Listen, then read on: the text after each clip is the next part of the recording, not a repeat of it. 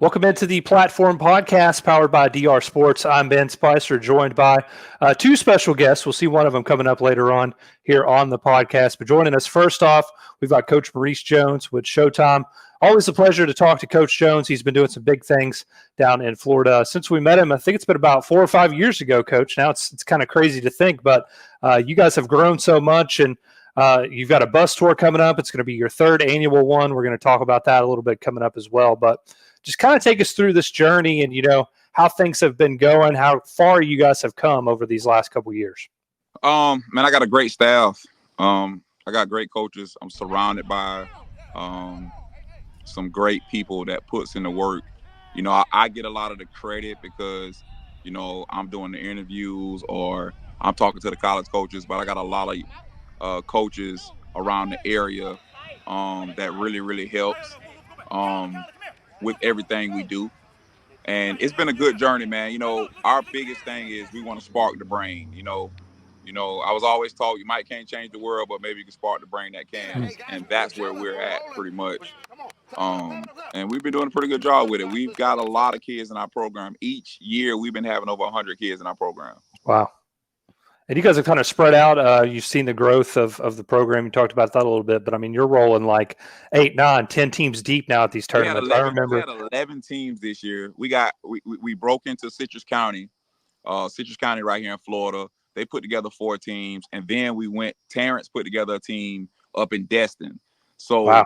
We are spreading, and a lot of people want to join Showtime. I mean, I've had coaches reach out to me from Jacksonville, and another coach reach out to me from Tampa. So we are really growing, and I love it. People want to be a part of it.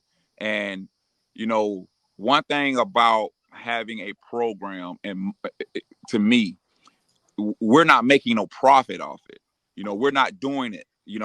Actually, we come out the pocket a little bit, but we all love the kids and we love the process. So this is what this is why we do it. And it's starting to get to a point now where you're seeing kids, going on to college, getting offers, getting the chance to play at that next level. What does that mean to you when you see those things kind of come to fruition for these kids?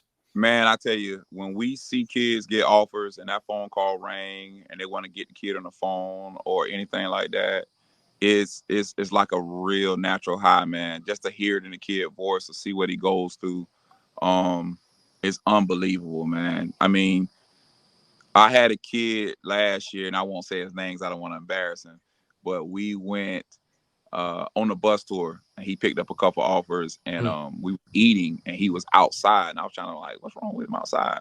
And one of the coaches went and checked on him. He was crying for the simple fact that he just couldn't believe, his life turned around. So, that's just why we do it, man. Everybody I deal with, we have the same goal. If you don't have the same goal as us, we're not letting you in. We're not, if you're trying to do something else, our goal is just to help many kids as we can. I always tell the coaches, it's going to be so many kids be successful. We won't get the credit for it at the end of it, but that's not why we do it. We do it just to get them going. We don't care about the credit. Now, you mentioned the bus tour. We'll talk about that here in just a second, but I want to circle back around to Team Showtime and just the program in general. You talked about the growth all throughout Florida. I'm curious, did you imagine that it would get to this point when you started off, and then maybe what's next from here for you guys? We did not imagine that. We did not imagine it was going to be this big. I got a buddy that's involved with us with Showtime. And people always ask him, how did we get started? He always be like, man, I just think he took his little cousins out there and said, hey, let's go play in the tournament. And it turned into this. And it just turned really big. And like I said, I got great guys around me. I got great coaches around me. So they're always reaching, and kids are always coming to them, and we're always coming to ideals. A lot of the times in business, you have too many chiefs, not enough Indians. But in our business, everybody's a chief, and we all discuss things, and I don't override somebody if they want to do it. They don't override me. So we do stuff like that, and it's been pretty good, man. I love it. And I think what's next is we just want to keep building. Eventually, I'll step away from president, because I have a son that coaches at Alabama, and of course I got my son at IMG, and I have a stepson that would be going to play. Jeffrey Vickers be going to play college football also. I have a daughter that is the top 8th grade softball player in Florida. Mm. And so I want to spend some time with them. So eventually I'll step down, but I got a lot of guys just ready to get in place. And we're talking about going, like, we're doing something next year. We're picking kids that have good grades within Showtime. We're taking them to the NFL draft. We're doing that next year. So That's I think awesome. It's in Wisconsin, and we're gonna fly like 10, 15 kids out there and let them see that. If you see it, you can see what's going on. They want to be a part of that. You know what I mean? So we're just trying to do something. We'll be on a couple planes next year, going to a couple camps out of state. We just want to show them it's real, man. We just want to, and then eventually all us will fall back, and the new generation will come, and they'll take it over.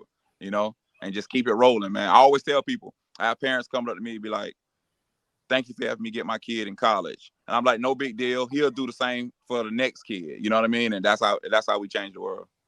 I love it. I love that you're taking the time to talk with us first and foremost, because you got a big trip coming up here. I think you guys are leaving out tomorrow. You'll be gone for the next couple of days. You guys see it on the screen there.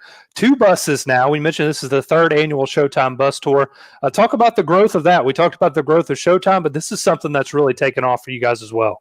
When I first started doing the bus tours, I learned through my good friend Ricky Saylor. He had Unsigned Preps years ago. He put over 300, and I'm probably on the low end kids in college. He has some in the NFL. He actually is a sports agent now. He educates me a lot on why we do it for the kids and how to do things right. And it hurts because sometimes I got to turn down kids. I can't take every kid. The phone's always ringing to go, but we just want to get the kids out there. Sometimes I tell parents, they wonder why the kids not getting recruited. I'm like, they don't even know who they are. But I'm like, hey, let's get on this bus. And I'm like, coaches, you have 1 million people calling them a day. I can tell them this kid is 6'1", but hey, that could be lying and he really 5'9". But let's get on this bus and let's show him he's 6'1". You know what I mean?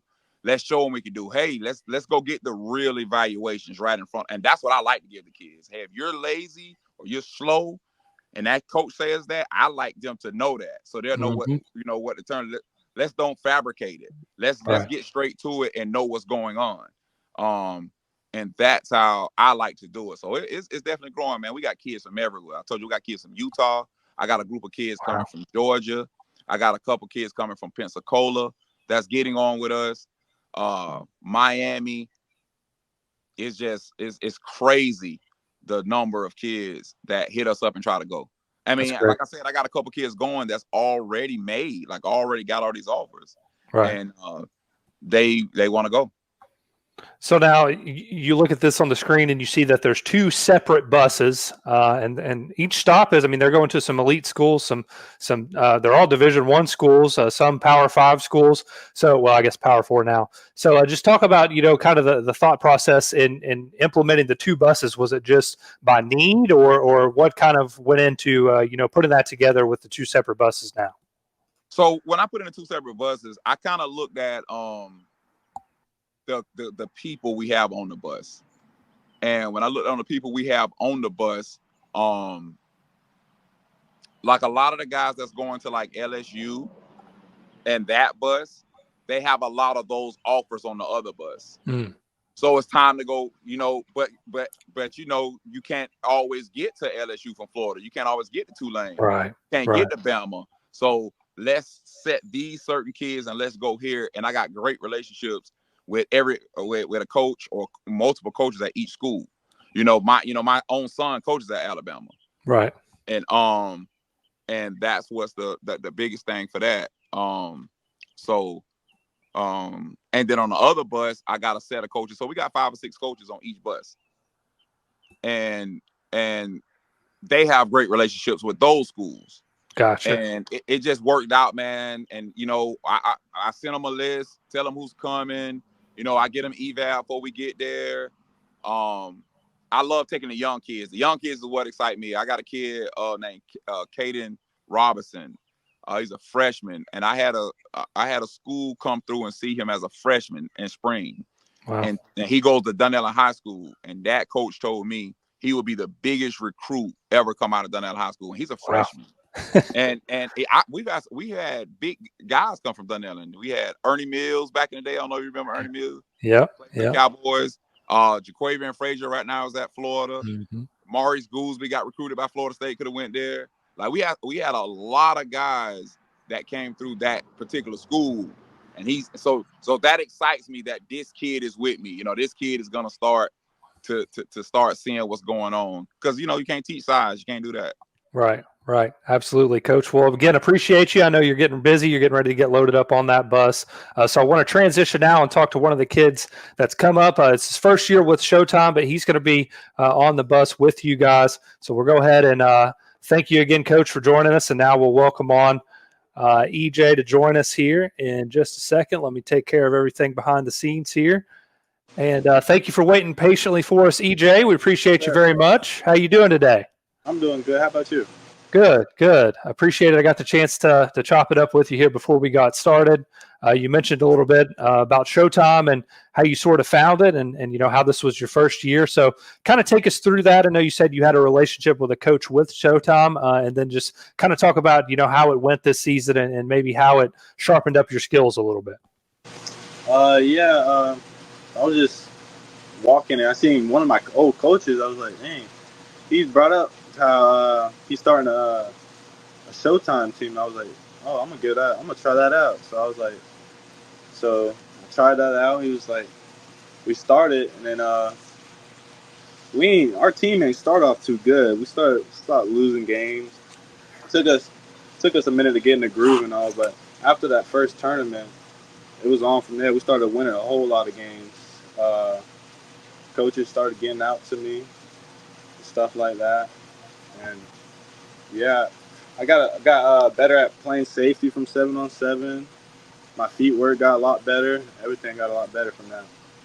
This has been a big spring for you. You're up to 4 offers now, FBS, FCS schools that have offered you. Started all with Arkansas State back in April, but they're continuing to flock in. I think this is going to be a big summer for you as well, hoping that bus tour can get you some additional offers as well. But just talk a little bit about how that's motivated you, getting those offers. You'll be a sophomore. So, I mean, you still got 3 more years of high school. You've already got several college offers. So how has that kind of motivated you to go a little harder this summer in preparation of the fall? After that first offer, I was like, dang, I'm trying to get more. So I got to put in more work. So that first offer really motivated me to work harder, get more offers. So all that first offer is going to lead into fall, and that's going to motivate me to get even more. Power like 4 schools, trying to get bigger schools. So now Arkansas State was the first one to offer you. Talk about that experience. How did that kind of go? How did that come about? And what were you kind of feeling? After it came in. I got a call, and Coach Maurice said someone wanted to talk to me, so I was confused. And it was the Arkansas State coach. He was like, you're one of the best athletes. You have a lot of potential. And he was like, you got any offers? I was like, no, sir, not yet. He was like, well, you got one tonight. That was the best feeling because it felt good. And I was real excited. So now let's talk a little bit about the upcoming season. As you see there on the screen, EJ, you go to Crystal River High School where you play 3 sports. We'll talk about that a little bit here down the road. But I want to talk about your spring game. I was watching a little huddle film. You had a pick 6 in that game, also had a big touchdown run. I think it was about 73, 74 yards. So just talk a little bit about yourself as a player. You're a guy, who can play safety, you can play running back, you can play wide receiver, but a little deeper than that, what do you kind of offer to your team beyond just what you get on the field? What you're going to get out of me, you're going to get a leader. You're going to get someone that's going to be there for the team. Someone down, will pick them up. I'm a team player, so I'm going to be there for the team. No matter if we're losing or winning, I'm still going to be there to pick the guys up, Yeah. Now, after that big spring game that you had, How were you kind of feeling? Because, kind of to backtrack, we didn't mention this, but we were talking about this before we started the interview. You didn't get to play your freshman year because you had an injury. So just how big was that for you, to be able to put it together in the spring game, and just how exciting is that for you with a couple months ahead of the fall season? That game meant a lot because I didn't really get to play my freshman year, so I had something to prove. I had to prove that freshman season was hard to miss out on. So I was excited to get back in spring and play on the field. I was excited to put that helmet on.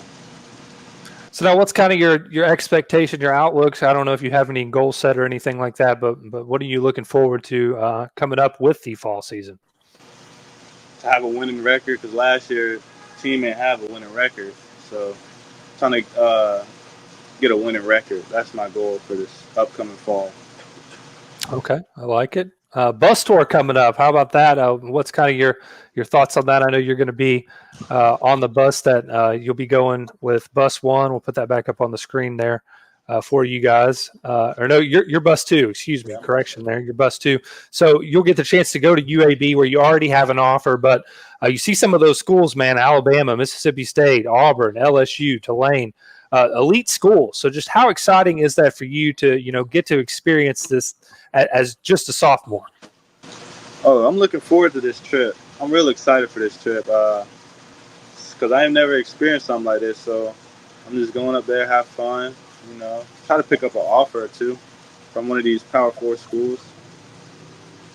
And now this is the first time you've gotten the chance to take a visit as well. So what just excites you about that opportunity, and then getting the chance, to see an LSU, to see an Auburn, to see some of these big name schools like that? What excites me because not a lot of kids, freshmen, get to do all this. So this is an exciting moment for me. So yeah, I'm like really excited to go to these schools, Before we close out, I want to touch on this because you're not just a football player. You've also had an exceptional freshman basketball season, 15 points. I believe you averaged around 7 rebounds as well, 2.2 blocks per game. Also clocked at 85 miles per hour as a pitcher. So you're a 3-sport athlete. Just talk about that a little bit and, what that's like for you and how it maybe helps prepare you for the next level as a student athlete, having to balance your time and manage your time like that. Being a 3-sport athlete is kind of hard because you got to, when I played football, I used to go to the football workout and stuff before I got hurt. And after that football season, I went straight into basketball. And then after that basketball season, I missed a little bit. I missed the first 2 baseball practices because I was still in basketball. So it was kind of hard, man. I just yeah. But I got through it and stuff. Well, I love it, man. Before we let you go, is there anything you want to say? Any shout outs or anything you want to give? Follow me on Instagram, EJ on top _99. All right. EJ Jenkins, Crystal River High School class of 2027. We'll be hearing a lot more about him moving forward. You just heard from him on the Platform podcast powered by DR Sports.